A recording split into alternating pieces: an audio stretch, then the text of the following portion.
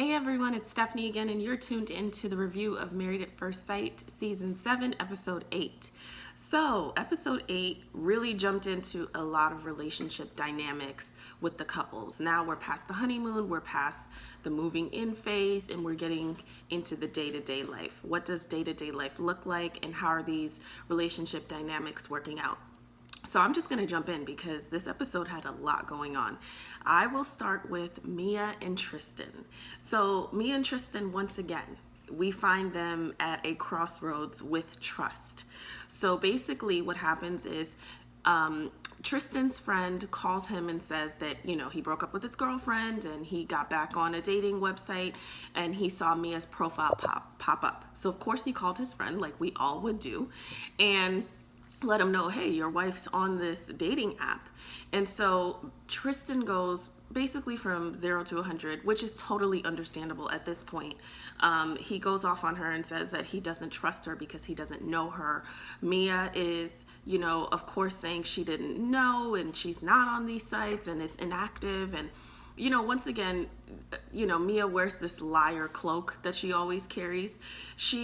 You can't even believe what she says. Her body language is complete opposite of kind of what she's saying. Once again, she's very guarded. As far as I know personally, like when you remove yourself off of a dating app or anything like that, it should be inactive in the sense that you're not on there anymore. So when I was watching it, I was like, if she's inactive, why is she still popping up? Like, if you really close your account, why are you still on that?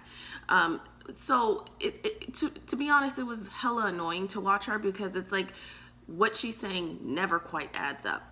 And she's always talking as if she doesn't know. Like, to me, if I close my account, then I know I closed my account. But she's kind of like, it said inactive, right? And of course Tristan has had it up to here with her because of all the other lies. And that's the problem with trust. Trust is one of those things that it takes a very long time to build, but the moment you break it, it's not something that comes back very quickly. And the only way to really rebuild trust, with the exception of over time, is to be consistent. I think a lot of times when somebody breaks trust and they want to regain that, the offending party usually wants it quickly. And you have to be aware that something like trust takes time and it takes consistency. So really the only way to rebuild that trust is to be consistent in being who you say you are and doing what you say you will do. So, they're 2.5, maybe 3 weeks in, and another issue comes up and he just can't trust her. And I really don't have good vibes for them. Once again, like, she starts crying. She goes into this very little girl mode, and it just gives me like, I wouldn't say daddy issues, but it gives me like, okay, this is probably her dynamic with her dad. She does something wrong and she cries, she cowers into this little girl, and he hugs her and makes her feel okay about it. And you know what, despite that dynamic, if that is the dynamic, it's okay for a father-daughter, but bringing that dynamic into your marriage doesn't always work because Tristan or your husband is not your dad.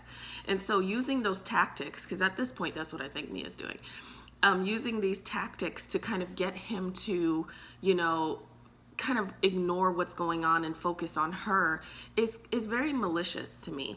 Most men over women that they care about don't want to see them cry. So, if you turn on the waterworks, more often than not, your man will soften. And you don't want to really use that in a dysfunctional way. You want that to be authentic. And I think that if they stand the test of time, it will be something that he gets over. It won't pull at his heartstrings anymore. He will like roll his eyes at it. Okay, here we go with the waterworks again, because it's like Shawnice last season, even though she was nothing like Mia, but every time we saw her cry, which was every single episode, towards the end of it, we were like, okay, girl, she's about to cry again. Like, if it's not authentic, and she was authentic because she was very emotional, but the reality is if it happens over and over, then people become far removed from what's actually happening and they focus on what they're feeling. So, we see Tristan and Mia talk to Dr. Jessica. and she kind of talks about, you know, the dynamic with them. I don't think they get into anything that's too deep in that conversation. You know, they both appear to feel better. I don't know why after that conversation. Maybe it was about getting something out. But I think that they're still like on thin ice, you know, and once again, Tristan is willing to look beyond, you know, whatever she says and hope that it's real and move on. And she's just so happy to have, you know, that dynamic that she's just willing to kind of ignore whatever is really going on and really not be authentic. You know, later on they have this date night and, you know, they go bowling and it appears to be fun, but to me it's like, I watched it and I was like, there's a storm brewing basically there, because they're still dancing around like really the issue, because I really don't think that she's been her authentic self, and I think she'll continue to be guarded and continue to, you know, do what sounds best. You know, I think she's afraid of looking a certain way. She's afraid of really presenting who she really is. And I said a few videos ago that if you just open your suitcase and dump everything out, although the mess may be overwhelming, at least we know that the mess is there. But when you like take little by little and every time you clean something up, somebody pulls something else out, that gets old. Now you need to pack up your whole suitcase and go, because I'm over it. So that's how I see the two of them working out. I don't really know, but we'll stay tuned. So that is Mia and Tristan. Amber and Dave. So Amber and Dave this week gave us a lot. And this episode, you know, Amber has really got to get it together. You know, there's a part of me that really feels sorry for her because she's struggling. She's so insecure that she's struggling, and I see it, and I don't even think she knows how to help it. But she is taking that way too far, and she's allowing it to rule her. And I've been saying that, you know, for a few episodes now, really since the beginning. She's extremely insecure and she's allowing that to rule her, and you know, it's getting in the way of a good relationship. So this episode, the guys also get together with Pastor Cal. They have a guys' night out, and Pastor Cal drops some nuggets. I love him. He drops some nuggets in that guys' night out. You know, they rated their wives. Bobby gave, you know, Danielle a 10, which is super sweet, but nobody's perfect, but whatever. he gave Danielle a 10. You know, Tristan gave Mia an 8.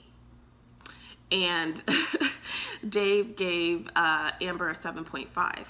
And his explanation behind the 7.5 is because he feels like, you know, she's really insecure and it, you know, stresses her out, and so it affects the relationship negatively. And so he feels like they're doing okay, but they have room to grow, and he's like, you know, building relationship feelings for her. Okay, so that's great. So fast forward to them going furniture shopping, and so they're talking about, oh, you know, how was the night out with the guys? And, you know, he says, oh, it was great. And, you know, Pastor Cal asked us to rate you guys. So, of course, she wants to know how she's rated. And so he jokes at first, 3 or 4, ha, ha, ha, you know. And then he gets to the real thing, and he says 7.5. And all hell breaks loose. And the thing is, here, I knew it would be bad because really no woman wants to hear a 7.5. Really, the perfect number is 8, because you can, like, you know that 10 is like perfect, which no one really has, okay? Like, no one expects to be a 10. And people feel like a 9 is almost perfect. It really is the perfect if there is no 10. So I can stomach an 8 because I'm like, okay, I'm almost at a 9, because 9 is really the last thing you can get. This is really what people are thinking when they want to be rated. So she gets a 7.5. The way that she sees it is that's a C. And she is far from what he wants her to be. And she's also so extremely insecure in how she's showing up as a wife that she's not showing up. And so she kind of shuts down in that experience. You know, fast forward to them having dinner, and she just basically talks about it again and just has a complete meltdown in the terms of like what she says and how she expresses herself. So he basically is saying, you know, and at first he didn't really explain it. I wanted Dave to explain it. You know, why am I 7.5? Because she's hearing that and you're not giving her anything. She keeps saying, I want to know how to not be a 7.5. How do I get that, you know, higher? He didn't really explain it at first. That would have changed everything. Hey, this is why I gave you that. Here's the areas I feel like we can work on, or I feel like, you know, just get it out. We're married. Some of your insecurities really get in the way of you enjoying the moment or enjoying life, and so it affects us. And Dave feels like he has to carry a lot of the load because she's always so stressed out. And so that puts more on him. And if this is his, entrance into marriage, really that's all he knows. Does that mean that's all that it'll ever be? No. But right now, that's all he knows. So if he would have explained that to her at the beginning, I think it would have gone over better. But they eventually get that to dinner, and they start talking about, areas of improvement. And kind of Dave says, she's like, well, what can I do? And he's like, well, for example, you get very stressed out and I have to take on the load. And she's kind of like, in what way? Give me an example. And he says, well, you said that you would do the laundry and you haven't done anything. And she says, well, you haven't done any of my laundry. You haven't taken on any more work. And he was like, but you said that you would do it. So Dave is very kind of straight-laced, very regimented. And we're hearing him say here, listen, you committed to doing this. We had a conversation about, okay, I'll do more of this and I'll do more of that. And, I'm being more flexible because I don't have a commute and I can come in from work. I think Dave is for the first time being somewhat flexible in how they operate at home. And she basically says, this is why I never wanted to be married, because I didn't want to do women's work or wife's work for my husband. Y'all, I about turned the TV off, because I was like, okay, like red flags. This type of insanity is why you were single for so long, because you're completely irrational. What I gathered from that moment is Amber wanted to be married. This is, if I could paint a picture, Amber wanted to be married because she wants a baby. She's excited. She wants to be the cute wife. She wants to be with a guy. She wants to say my husband in a lot of sentences. She wants to point with her left hand. She wants to do all these things, but she really doesn't want the responsibility that comes with a marriage. And that is a really big deal. And that's what marriage is most of the time. It's not always the fun stuff. It's not really the stuff that doesn't take time to get accustomed to. Most of the time it's the stuff that you have to adjust to on a daily basis. And you have to adjust to the fact that it's not always about you. A lot of times it's not about you. I heard a sermon many years ago that said the perfect marriage, or the best type of marriage, is two servants in love, because they're always focused on serving each other. So that is really, if you're thinking about getting married, that's something that you really need to think about. Not that it's not about you, but it is always about us, and it's always about we, and it's not always about me. So, Amber just being that irrational, it gave me such red flags. And of course it gave Dave red flags, because to go from, not wanting to do laundry to this is why I didn't want to get married. Well, okay, girl, what is he supposed to do with that? So eventually she realizes that she, overreacts, but at this point she's already lit things on fire. So, the house is burning down, but whatever. So she comes back the next day after work and she talks about why she feels the way she feels, and she basically puts a pretty bow on it and says, I'm building real feelings for you, and so I tend to get a little, like, in a nutshell, get a little crazy and start a fight. Now, what that essentially means is she self-sabotages. So gold star for you for recognizing that you self-sabotage when you get into a relationship that causes you to grow feelings and you're scared of being hurt. However, I want to implore people to, not use what you know about yourself as a crutch. So a lot of times people say, well, I come from a broken home, or my parents were abusive, or everyone has cheated on me in the past. Okay, you know that. Now what? It's not enough for us to say this is what's happened, so this is why, because you'll continue to get a life that is reflective of what's happened instead of what you really want. So although I'm glad that she came to a little conclusion, it's the behavior is unacceptable. Despite you growing feelings, it doesn't necessarily mean that you can say something like, this is why I didn't want to be married. Because did you want to be married? I mean, you're on the show and every 5 seconds, I wanted to be married at first sight because ... And, over laundry, it just blew up into something else. And she really needs a dose of reality about what she has really committed to, what that looks like. And then she needs like some therapy, which I think all these couples need, like intense individual and couples therapy. But she has a lot of self-work to work on herself in order to like build her self-worth, so that it could be reflected in her relationship. A lot of times, marriage or relationships are a mirror. They show you your best and worst self. So it's not necessarily the marriage or the relationship or the other person. It's just you being reflected in the other person. And, what we're seeing from Amber now is like a lot of the things that she could hide in her singlehood, as they all could, is coming up in her dynamics with Dave. So that is Amber and Dave. I think they have the opportunity to really have a significant relationship. It's just, will they continue to get in each other's way? Dave in the past has been super regimented. He kind of wants things the way he wants things. He's not as flexible, although we've seen him turn a corner this episode. And Amber, she's hella insecure. She really has a lot of work to do, but these aren't things that completely take them out of the game. So, hopefully they continue to grow together, and we'll see how that works out. So that leaves us with Danielle and Bobby. So Danielle and Bobby, this episode, I'm starting to like them. Not that I dislike them, but I just didn't have a connection with them. But I'm starting to have a connection with Danielle and Bobby. Are they still somewhat the boring couple? I'm going to stick to that because we've talked about that a lot in the comments, that they're the boring couple.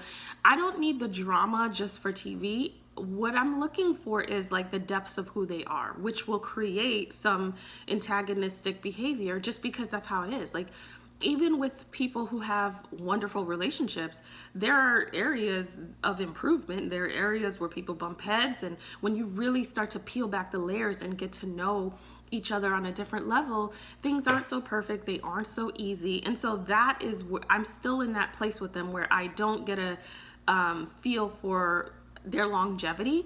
If I base it on what I've seen, yeah, that's great. But this also feels very like pink cloud. It also feels like everything's going perfect.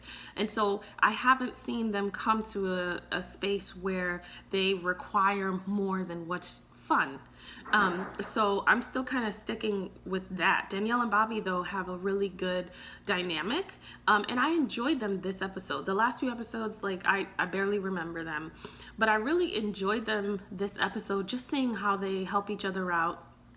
Bobby is very doting on Danielle, and I'm glad to see her reciprocate, because Danielle likes an old-fashioned guy, but she kind of got the best of both worlds with Bobby, because although he's old-fashioned in values, he is very modern in how he helps her. He wakes up every day and makes her lunch and makes her coffee, and he does pretty much everything for her. And so she kind of operates in like this princess way, which is sweet, but will get old if she doesn't reciprocate.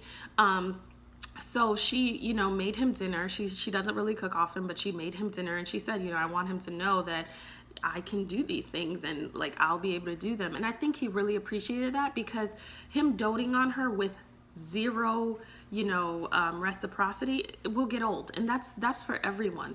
I definitely think it's twofold, though, because I know a lot of people are saying she's got to step it up. She's got to step it up. And I think that, like, we never really tell men to step it up. Like, if she made his lunch every single day for the rest of life, like a lot of our grandparents did, no one would say he needs to reciprocate. But we always are really hard on the women, saying, she needs to reciprocate, otherwise it'll get old. So I think it just really depends on your dynamic. Some couples, they like are very old school, some couples are modern. I definitely am like a mashup of the two. So I love that she kind of, even if he enjoys doting on her, I love that he was able to experience that for her, and that she realized, oh, okay, let me do something nice for him. Let me take care of him, and help him out, make him dinner, and just take care of him. Because I think that it was like a really good thing to see. We'll continue to see them grow. I'm really looking forward to seeing like something other than like just like the cool stuff. I get it. Day-to-day life is boring. A lot of you guys said that. Yes, it is boring, but also we're two different people living this life together. So we will have things that don't always add up, and it's how you get through that is what helps you grow as a couple. It's not always the happy stuff. So I'm still kind of waiting to see, something that doesn't necessarily measure up, and that they get through that successfully. That's when I'll be able to like put my gold stamp and say, oh, okay, I can see them like really working out in the long run. So I am still there with Danielle and Bobby, but I am definitely enjoying them more this episode. So I look forward to chatting with you guys about this episode, and I will talk to you next week. Don't forget to comment, subscribe, and like. Have a great week.